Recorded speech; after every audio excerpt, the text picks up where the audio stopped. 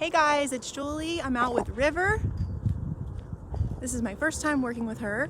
Gabby has laid out the foundation and started the follow, and so now I get to reap the benefits and just continue her training. It always benefits the dogs to work with more than one person. We like them to work with at least 3 during their time with us. Gorgeous day to be out training. I'm out here with River. We're on the long line doing some long line work. Right now, I'm just doing some work on sit stays and then follow, and then adding in a tone recall from her break time. River came here only doing commands when she felt like it, and her owners described her as a bit of a bully, very stubborn. So we're just trying to make sure she understands these rules are non-negotiable. You have to listen when we talk to you, but there's a reason for all this stuff because it equals freedom. And it all comes full circle and makes sense to her when I release her and let her go explore and have fun. Can't really do that with a dog who doesn't listen. Remember that. So right now I just have her in a nice sit stay. I tell her sit, her butt plops down on the ground, and then she stays until released. It's harder than it looks. I'm gonna flip the camera around and show you. So we tell our dogs sit, and then they practice their impulse control until they're either given another command or released. A hard part is walking behind the dog.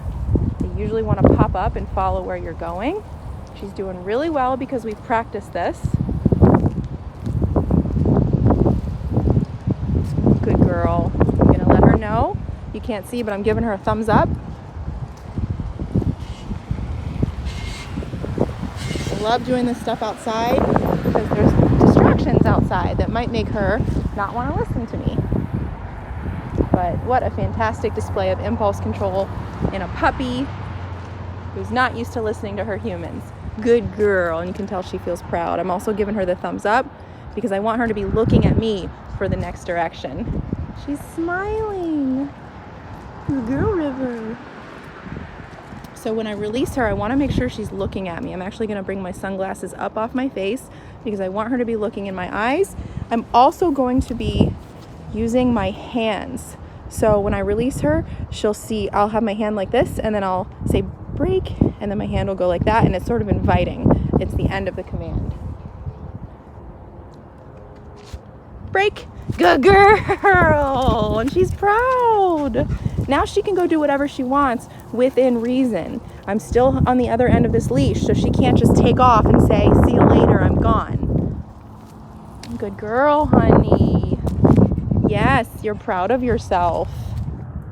Another thing we're working on is a basic recall with the tone added in. So you can put her in a stationary command like sit or down. Sometimes she'll choose to down if she's there for a while. I'm going to say C-O-M-E, tap the tone, say good girl as she's on her way, and then she should sit or down somewhere in the vicinity of my feet. Come, good girl, sit.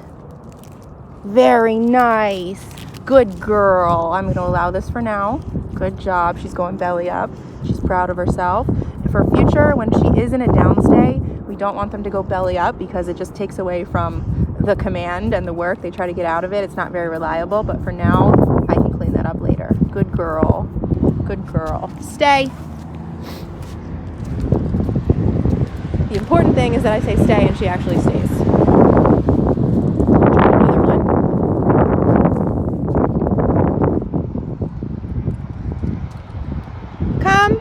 Good girl. Yeah, sit.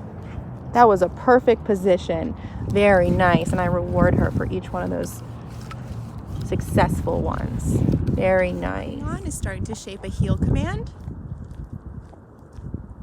Her owner said they had tried teaching her this based on the training of her older sister who has already been through our program, but they said no matter what, she would always try to be pushy and lead on the walk. So we're trying to focus on being really clear. That's the important thing. She has to be spoken to in a language she actually understands, be very clear about what we want and what we don't want, and then once the understanding is there, we can start correcting for going out of position.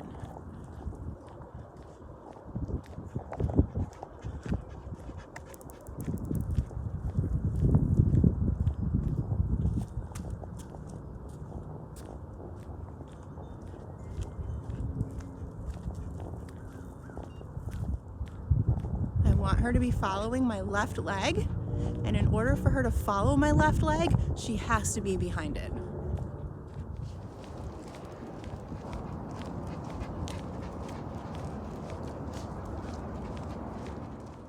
So what I'm doing is, when she moves out of the heel position, pressure turns on, I guide her back, pressure turns off. A little lagging there, pressure, pressure, pressure, release. And then when she gets really good at this, I can start to maneuver my direction and start to try to set up for a mistake so I can teach her how to remedy it and close the gap. And this will essentially be teaching her a heel, and then we move it off leash and it's effortless and seamless because the understanding is there. Good girl.